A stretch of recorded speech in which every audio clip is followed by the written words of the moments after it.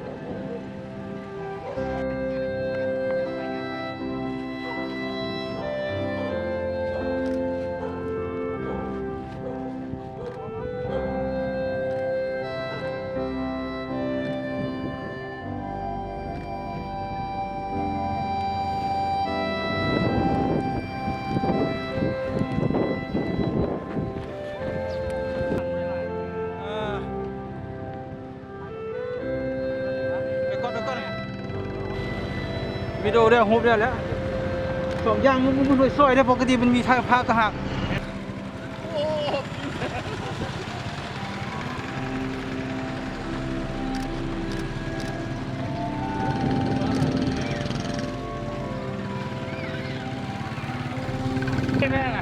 หนึ่งรักหนึ่ง ตีมานึ่งวันจั่วเจ็ดเลยเนาะ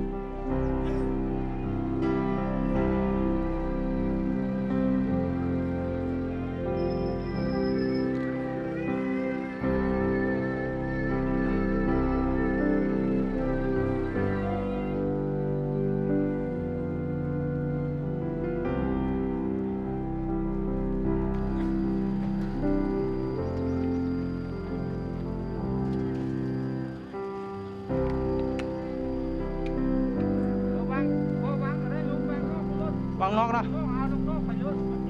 มันจะบุกเกกันเนาะ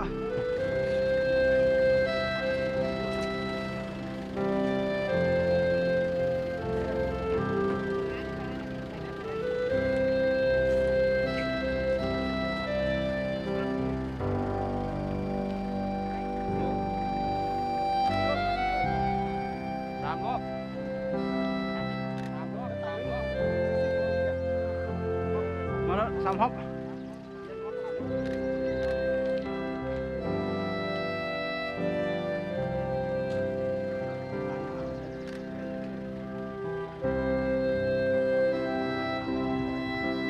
มือกล้องไหนแอคชั่นเว้ยมือกล้องไหนแอคชั่นเว้ยสิละ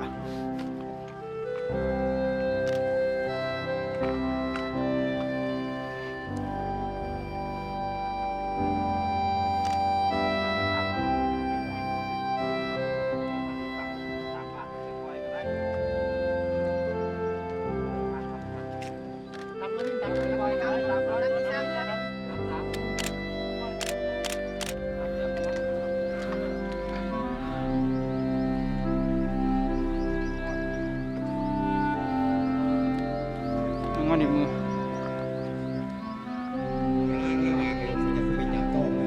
มาต้องต่อมือกันเด้อ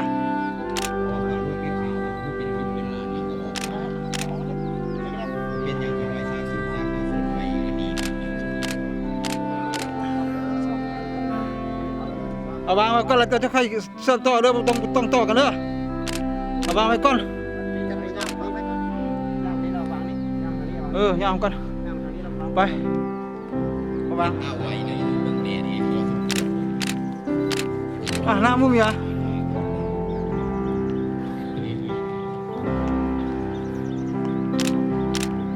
มีไม่หามาแล้วขน้อยอย่าเพิ่มน้ำด้วยในแค่เพิ่มเรื่องขน้อยเลยจะสู้คนได้สารวัตร เข่งมาแล้วป่ะ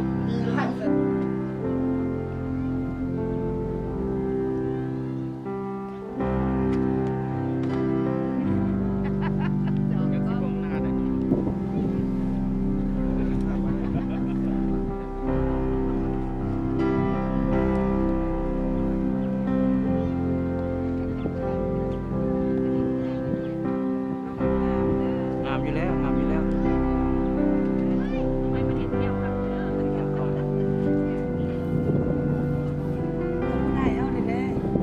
แน่นอน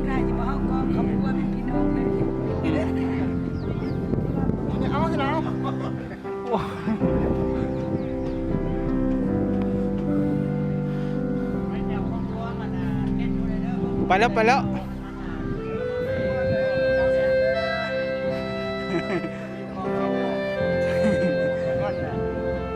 ยิ้มใส่ก็ได้ปะ อย่าให้ยิ้มเลยยิงแควก็ได้ว่าเป็นหยัง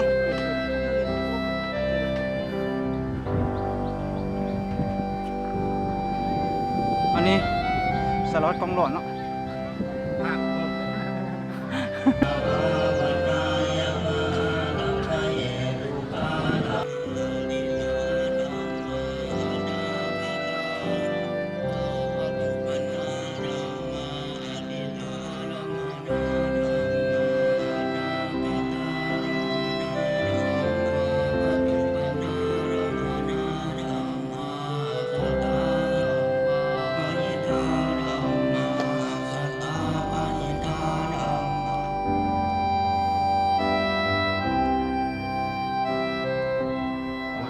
อนทุกคนด้วยไม่ได้ดุยา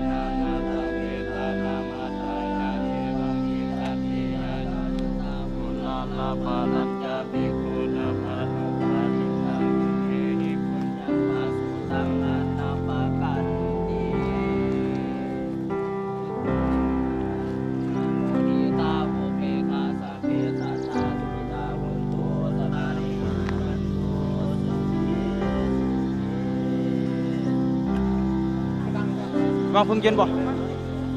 โอเคอ่ะ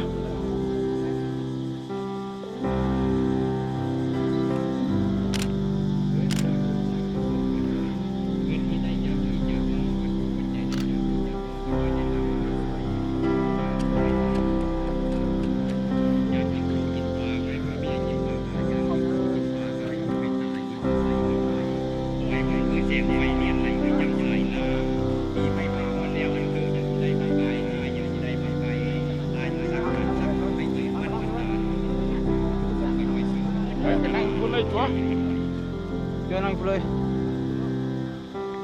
กระน้อยก็เลยได้ตีเขาเกือบคนได้เลือกเขาฝากกระน้อยเลยเขามานักเรียนตามข่าวไม่ห้ามหลังไปยินดีตอนทำให้เป็นขนาดท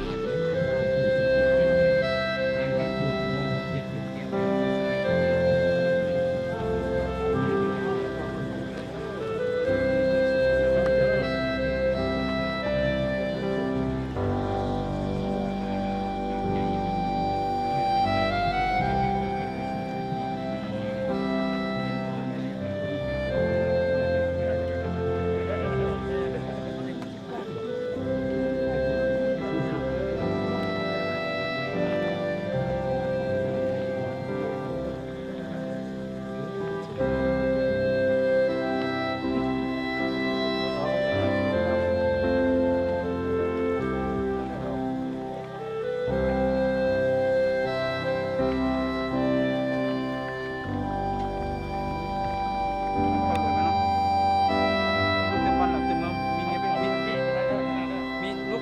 มีเมียเป็นโหลคนเนาะ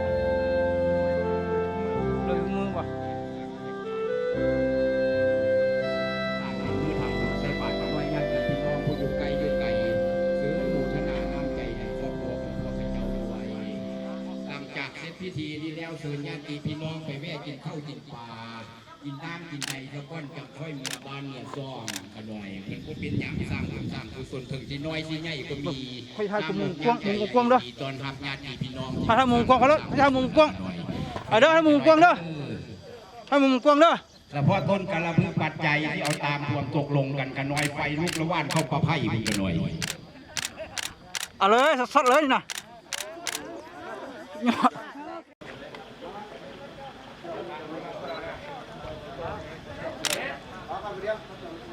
เอาผู้ชายจับไอ้จัวก่อนจะไปต้อนหลังกันเลยเอา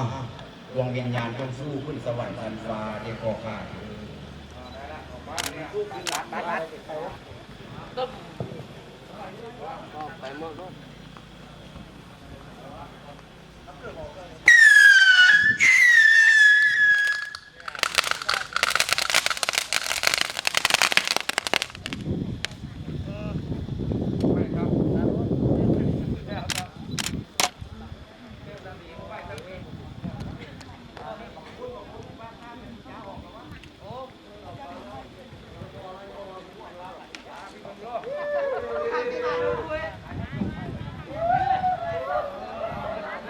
อย่าพี่ได้แม่อย่าพี่ได้แม่พี่ได้แม่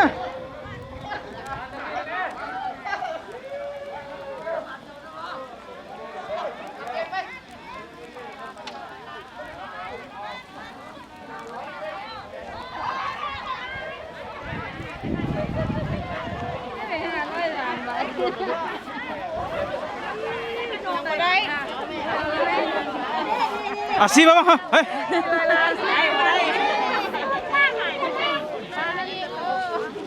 ฮู้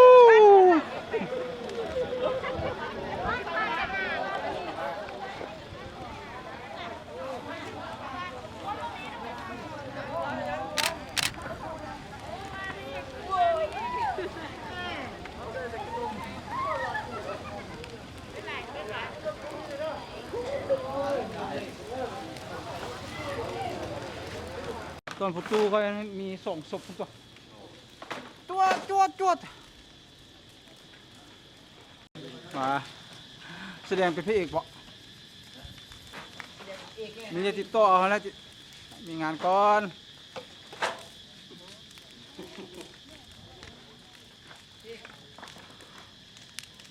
โอ้คิดถึงตอนเกี่ยวข้าวซอยเรา